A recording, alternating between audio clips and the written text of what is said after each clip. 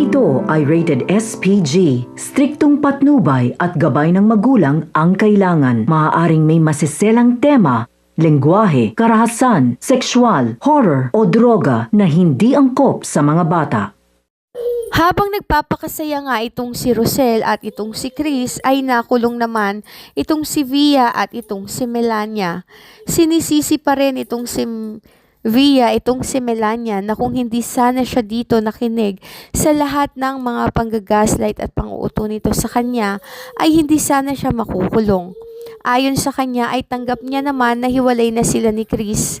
Subalit dahil na rin sa mga sinasabi niya na hindi maganda kaya naman nauto siya nito na maghigante laban kay Rosel at kay Chris.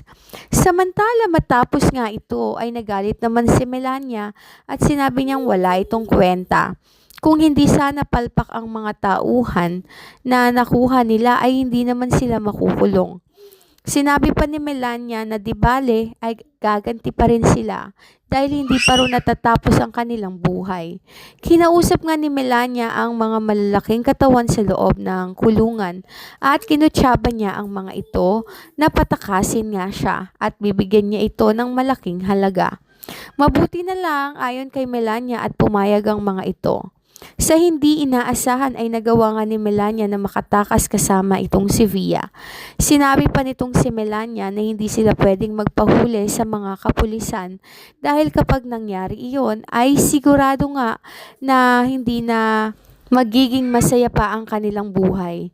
Ayon sa kanya ay maghihiganti pa sila kaya naman nakibalita nga sila sa mga pwedeng nangyayari ngayon sa pamilya ni Rosel at dito nga niya nalaman na nakaschedule na pala ang kasal ng dalawa. Sinabi niya kay Via na sa araw mismo ng kasal ay pasasabugin niya ang ulo ng mga ito kaya naman sa supplier nga ni Melania na nagbebenta nga ng mga granada at iba pang pampasabog ay agad niya nga itong kinontak at sinabing bibili sila ng maramihan.